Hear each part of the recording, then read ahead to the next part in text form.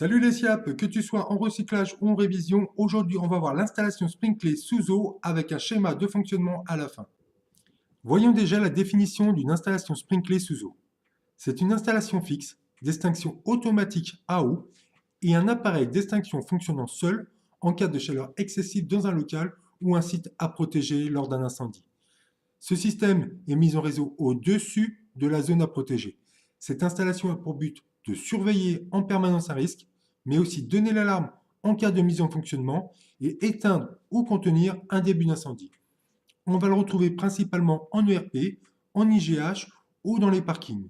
Il doit être mis en conformité tous les 30 ans avec comme date de référence la mise sous eau du système ou du poste concerné.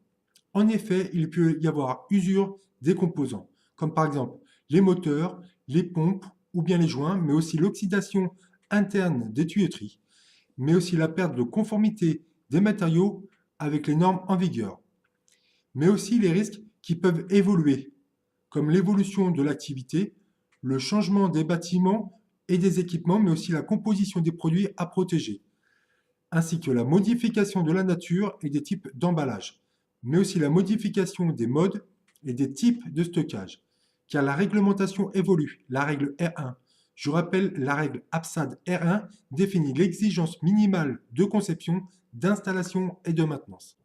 Donc on va voir maintenant les différents types d'installations. Donc il y a sous eau, c'est celle que je vais vous expliquer avec schéma à la fin de la vidéo, car c'est celle qui est la plus courante. Il y aura l'installation sous air. Donc là, la pression est assurée en aval du poste de contrôle par de l'air comprimé. Il y aura les installations alternatives. Donc le changement se fait suivant les saisons, dans la mise sous air en automne-hiver, puis la mise sous eau au printemps-été.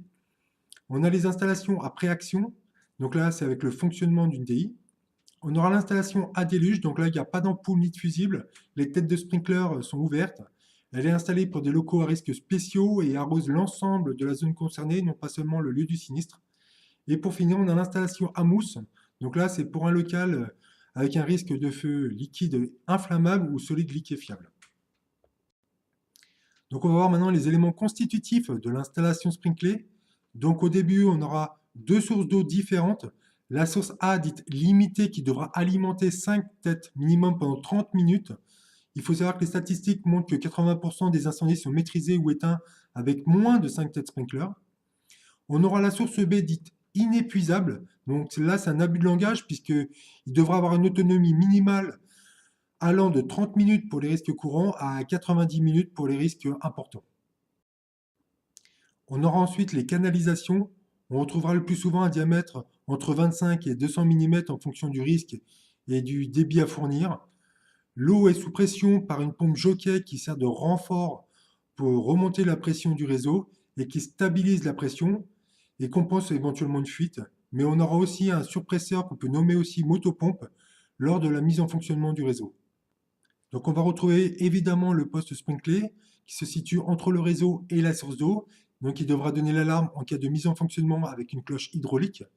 Donc il faut savoir qu'il sera possible aussi d'interrompre le débit d'eau avec la vanne d'arrêt afin de vidanger en cas de travaux par exemple ou lorsqu'il y a une extinction qui est finie.